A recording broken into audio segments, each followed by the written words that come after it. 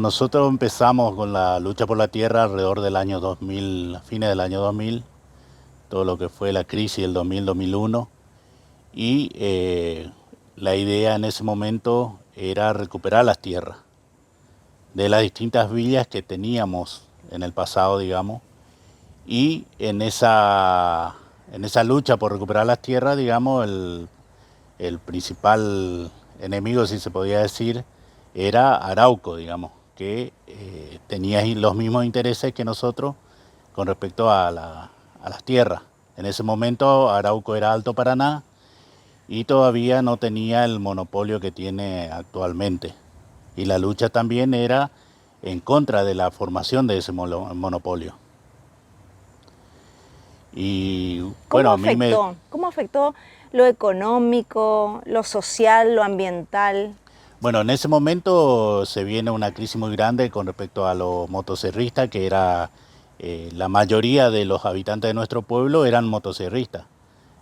Todo lo que era la parte de bosque nativo, digamos, el obraje, el desmonte del bosque nativo, eran nuestros padres. Mi padre era motosierrista, y toda esa gente de 50 años para arriba quedaba sin trabajo en ese momento porque se venían las máquinas que hoy se conocen, que reemplazaban a 10 motosierristas por turno, y hacían doble turno, eran 20 motosierristas que quedaban afuera del sistema laboral de ese momento. Fue la primera gran crisis que hubo, que se sintió porque gran parte de la población quedaba sin trabajo, sumado a lo que ya venía pasando con respecto a las carpidas y a las macheteadas de las plantaciones de pino, o sea, de la parte de la reforestadora, y por reemplazo del Roundup, digamos, los agrotóxicos, que reemplazaba la mano de obra. Empezaban a poner mochilas, después mochilas con batería, después con tractores, y no llegamos al avión, pero digamos esa actividad también fue desplazando un montón de gente del sistema laboral de la región. Hoy si uno recorre un poquito acá Libertad, mirando nomás atrás en su espalda, vemos que están acorralados por los pinos, hablando metafóricamente. Libertad es un corral de pinos. Es un corral de pinos, es un pueblo chiquito, ahogado, asfixiado, digamos, por este modelo productivo que fue impulsado por la provincia, que es la foresto-industria, la represa y el turismo, que en su momento quisieron imponer en toda la provincia, que gracias a la lucha de muchos compañeros impidieron, digamos, la construcción de otra represa en la provincia. Pero este fue por mucho tiempo el modelo productivo de la provincia. Y nosotros por experiencia sabemos que este modelo deja muchísima gente afuera del sistema laboral. Nosotros tenemos una población, por ejemplo, de mi generación, que es de secundario, compañero del secundario, tengo una sola compañera que quedó en el pueblo. Y yo me fui, volví, digamos, después de muchos años, pero no tengo ningún compañero de colegio, digamos.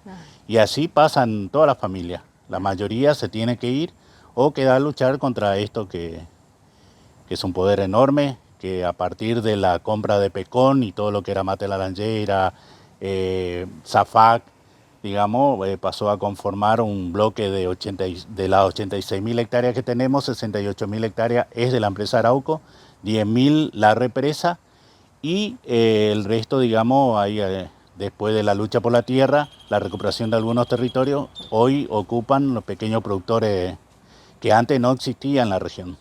Bueno, esa es una de sus experiencias. Usted en esa lucha es hoy uno de esos pequeños productores que la sigue peleando. Así es. Durante mucho tiempo fuimos perseguidos. Yo personalmente fui procesado 2 veces por la empresa Arauco, y las 2 veces fui sobreseído en forma total y definitiva. Digamos, en ese momento no teníamos aliados del poder, digamos, el municipio estaba a favor de ello, la justicia, la policía, movilizaba todo para anular, digamos, nuestro justo reclamo, que era el derecho a crecer y a tener un lugar como decíamos nosotros, un lugar para para plantar, para sobrevivir. En este caso, la actividad que nosotros impulsamos fue la agricultura familiar, o sea, la producción de alimentos sanos. Bien, hoy sigue en ese proyecto, pero ¿cómo es sostener la producción de alimentos sanos, el uso de la semilla criolla en medio de este corral, como usted lo llamó hace un ratito? No, no es fácil. En un momento, digamos, la pelea de la discusión con ellos era que ellos fumigaban muy cerca de, o sea, alrededor de la chacra, alrededor del pueblo, y eso se pudo frenar, digamos, donde ellos tienen ahora prohibido fumigar cerca de algunas plantaciones. La idea siempre fue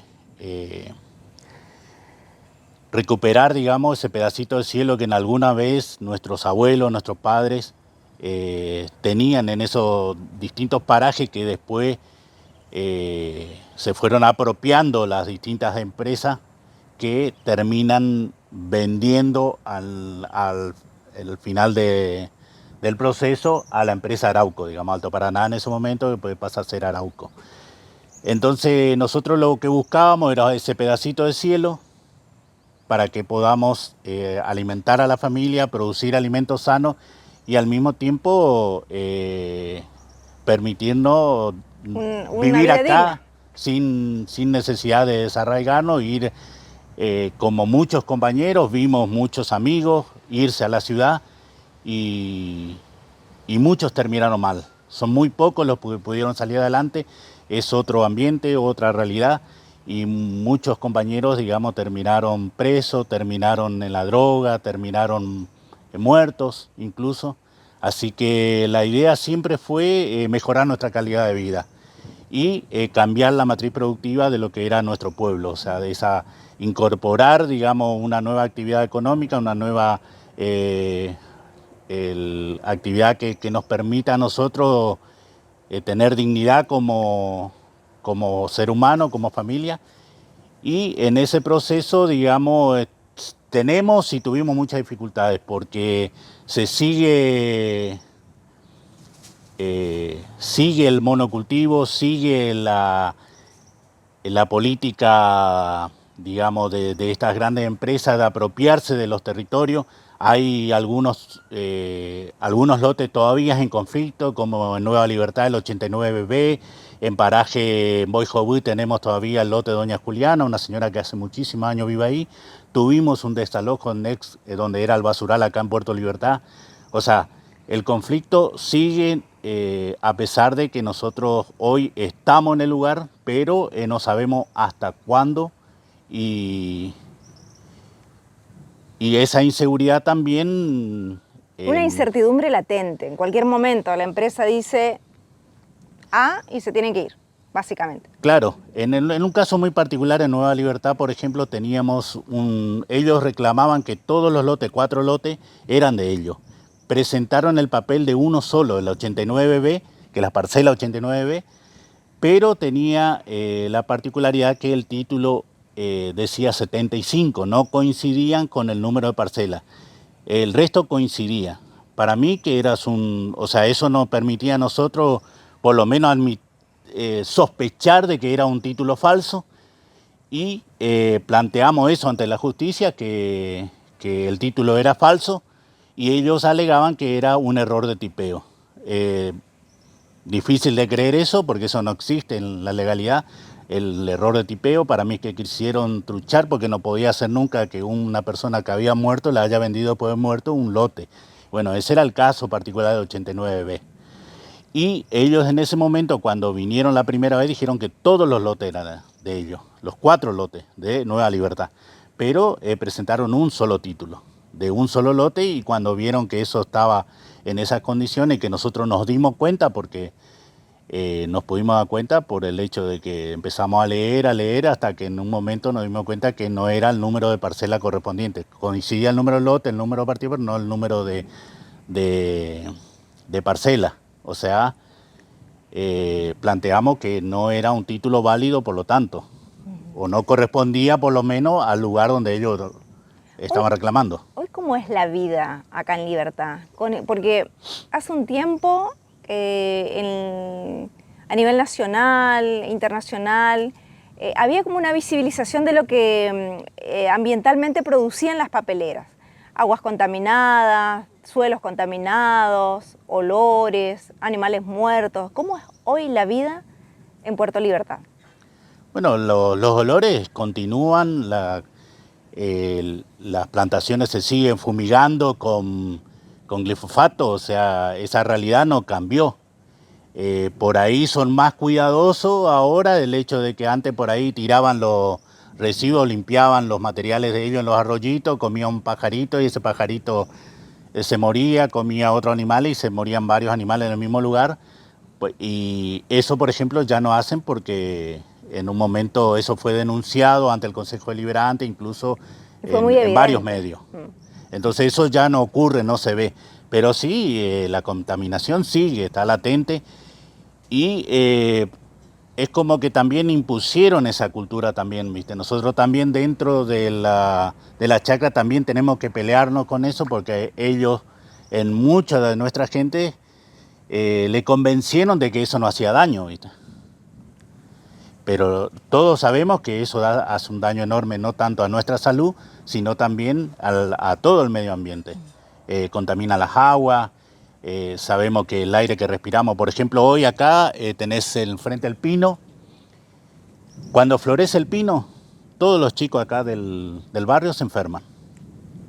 ¿Y quiénes son los que tienen que pagar las consecuencias de esa enfermedad? Los padres. O sea, ellos no aportan nada, por ahí vienen, aportan una curita, una bendita, un barbijo a los hospitales y los intendentes le aplauden. Pero la realidad es que el daño que ellos provocan no hay, los tiene que costear la gente común de cada barrio. Bueno, hay otras enfermedades, por ejemplo, que hoy es muy común en nuestro pueblo, de las cuales mueren mucho. Mi padre personalmente murió de cáncer de pulmón, que se dice que es a consecuencia de la contaminación o de la cantidad de agrotóxicos que se usa en la forestoindustria. No está probado, pero nosotros podemos sospechar que se debe a eso por el porcentaje muy alto de enfermedades de cáncer de pulmón en nuestra región, así como enfermedades que tengan que ver con la respiratoria, digamos. Y así que creemos que al menos sospechamos que tiene que ver con eso. También sospechamos que en nuestra región ya no hay más cítrico. O sea, todo lo que es cítrico, si vos mirás donde mire, acá tenés las hojas, quedan de color negro. No sabemos, sospechamos que también puede venir de la contaminación de Alto Paraná.